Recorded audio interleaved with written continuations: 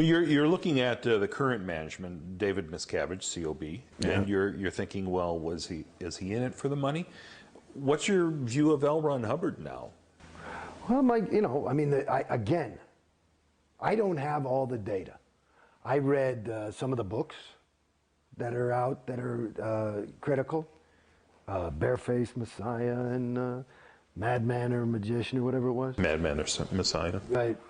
That one, mate, and Piece of Blue Sky. Piece of Blue Sky, and you know, and then there's stories. Yeah, I think that, you know. So I don't know if all that's true, but it's consistent. One of the ways for me that I can detect whether something is true or false is for inconsistencies. You know, you say the guy, you know, wore blue shoes, and here's a picture of him in red shoes. So I never saw anything inconsistent. But, you know, I didn't see it with my own eyes. But there's a, you know, the person seemed reliable. But again, here I am, I'm just pulling out of this thing, and I thought LRH was reliable. And I don't. I don't think so now. I mean, I look, you know, and, you know, the whole death and the death certificate and all this stuff, it's hard to argue with. You know, it seemed like he was, you know, and his kids, you know, like my wife is.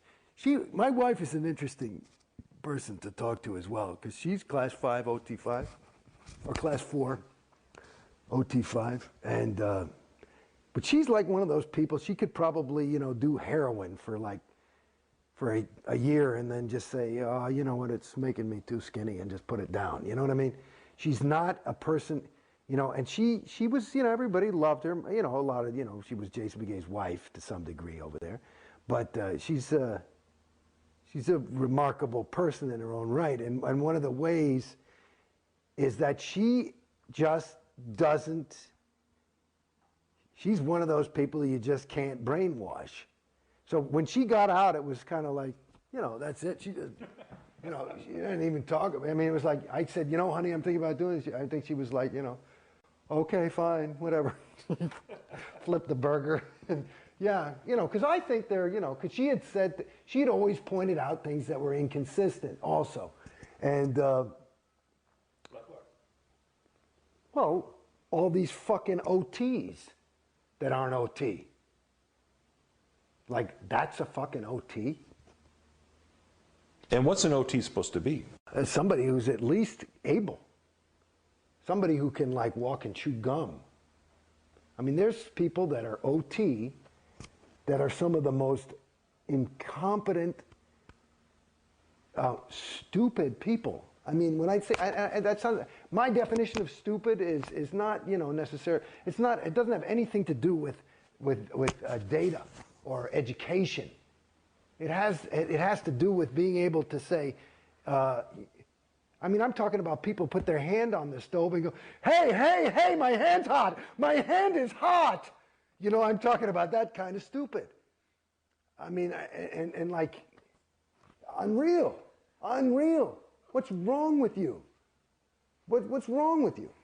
So that, you know, there's some real dopes that have, you know, but they have money and they're successful and they feel good about themselves because they're on 7.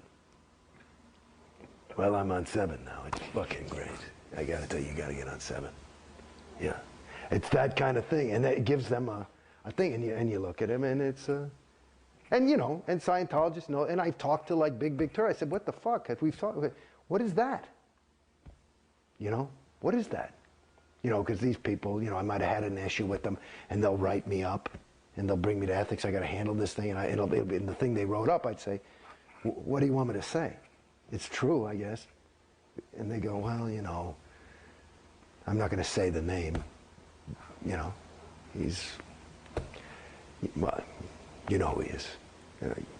I go, yeah, okay. We just had to bring it in because it's written up. You want to, you know, write anything? I don't give a fuck. Put it in the folder. You know. So I mean, do you understand what I'm saying? Yeah. So that was some of the stuff that she would just like, you know, really go nutty on. And even me, here I was. I told you, the further I went up the fucking bridge, the more Casey I became. You know, I met this girl and I was, you know, and she could see the more I do this shit, you know, whatever. It wasn't handling dick. So once you left, how did you leave? They wouldn't let me leave. They just, I mean, they just kept saying no, no, no, no, no, no, no. And so I said, okay, give me my money back. And that what I had was, you know, money on account. And per their policy, if you ask for your money, that was it. And they did give it back? They gave my wife's money back.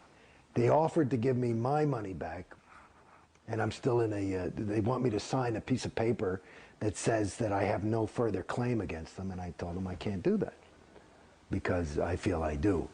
And I just said, you know, I mean, I don't have the time or the money to get into a legal battle. Even like, let's say $1 million they probably owe me conservatively. And in this country, you could do pain and suffering. Maybe I could get a couple extra bucks. I just don't. It's tough to litigate Scientology. Yeah, but I'm not going to sign some paper that says I don't, you know, I just couldn't. It's just my own integrity. I couldn't, you know, I couldn't say that. So what's happened since you left Scientology? I know I was talking to your wife a little bit earlier, and she was talking about how, you know, the friends cut off from her who, you know, those who were still in Scientology? Yeah, well, you know, I mean, Jesus, I got a little son, too. And he was in a little Scientology school. And he was 4 at the time. And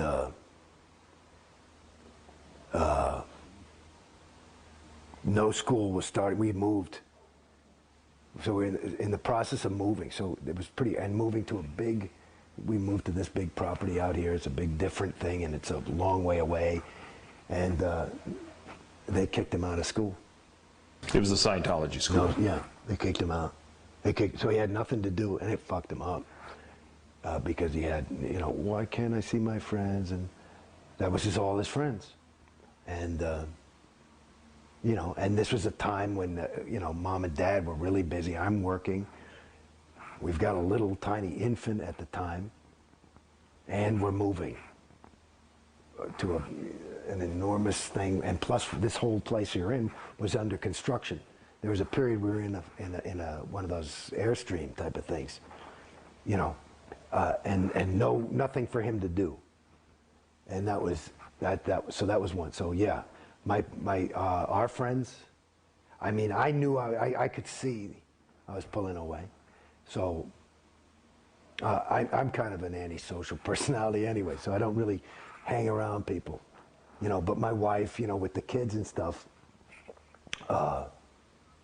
she, I remember there's a girl, a wonderful girl, Kelly Daniels, terrific chick, and she found out, you know, some ethics person told her, and she just was inconsolable, you know. So I know there were a lot of broken hearts on the other side, and now there's not. I saw some fucking kid like that I hardly know, you know. I do voiceovers too, so I went to a voiceover, and there was some kid from Scientology, and like usually if I'd see him at a voiceover, I'd be, hey Jason, you know, and he went, you know, and I just said, you fucking punk. That's all I said to him. It's just like, you see that's it in a nutshell. You know, both of them are alive. The Jason, because we're Scientologists, and because you're out. And so when you look at the thing about, it's really, really, the data shows from the fact, like Tori's husband left her. These people, their families are just, there's the proof.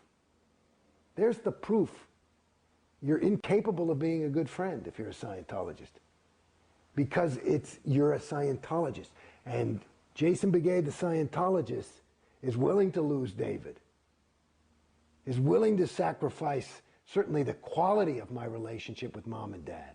and brothers and sisters.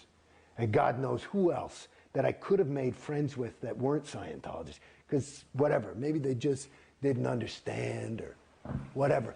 And my whole fucking, the most important thing in my life, for me, again, going back to who I was as a kid, was a guy who was interested in people. And I wasn't like judging people, like, I was just willing to be them.